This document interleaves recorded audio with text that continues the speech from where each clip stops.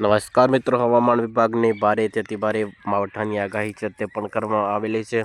હવે મિત્રો શિયાળુ પાક છે તે મિત્રો તૈયાર થઈ રહ્યો છે અને હવે મેઘો આ પાક બગાડે તેવી આપણને નુકસાનીની ભીતિ છે તે સામે આવી રહી છે। કારણ કે મિત્રો આગાહીઓ પર આગાહીઓ અને અત્યારે મિત્રો વાતાવરણની અંદર ખૂબ જ ભારે પલટો છે તે આપણને જોવા મળી રહ્યો છે।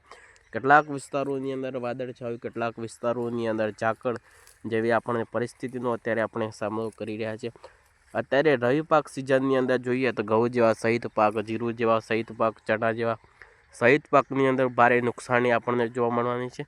કારણ કે મિત્રો તમે અહીંયા જુઓ તો આ પાક છે હવે પરિપક્વ પાક થઈ ગયેલો છે અને તે સમયની અંદર હવે મેઘરાજા ચારે કોર મિત્રો વાદળછાયું વાતાવરણ આપણને જોવા મળી રહ્યું છે।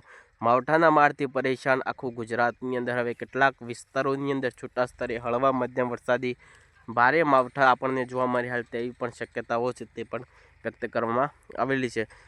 ગુજરાતના આગાહીકાર મિત્રો અંબાલાલ પટેલે આગાહી કરતાં જણાવ્યું છે કે કેટલાક વિસ્તારોની અંદર ક્યાંક વરસાદી ઝાપટું, ક્યાંક માવઠા જેવી અસર આપણને જોવા મળવાની છે। કારણ કે મિત્રો આ માવઠું છે તે કેટલાક વિસ્તારોની અંદર પડશે, કેટલાક વિસ્તારોની અંદર નહીં પડે હાલ તેવી પણ ભીતિ છે તે હવે સંભળાઈ રહી છે।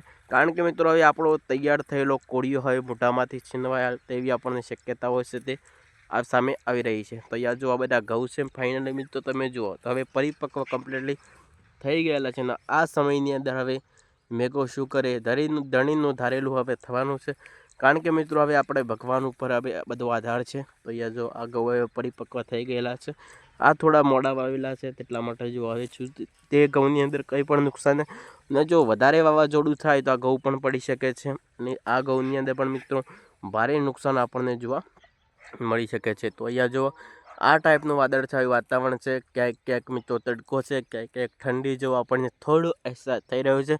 કારણ કે મિત્રો હવે ગરમીનો અહેસાસ ક્યારથી આપણને જોવા મળવાનો છે, હવે તારીખ મિત્રો 8 માર્ચ સુધી હવે ગરમીમાંથી થોડો આપણને વધારો થાય તેવી પણ શક્યતાઓ છે। કારણ કે મિત્રો આજે 23 ફેબ્રુઆરી સુધી હવે ઠંડી જ પડવાની છે। કારણ કે મિત્રો કેટલાક વિસ્તારોની અંદર જે વરસાદી સિસ્ટમ ઉપડી આવી રહ્યા છે, દરિયાકાંઠાના કેટલાક વિસ્તારોની અંદર આપણને હલચલ જોવા મળી રહી છે।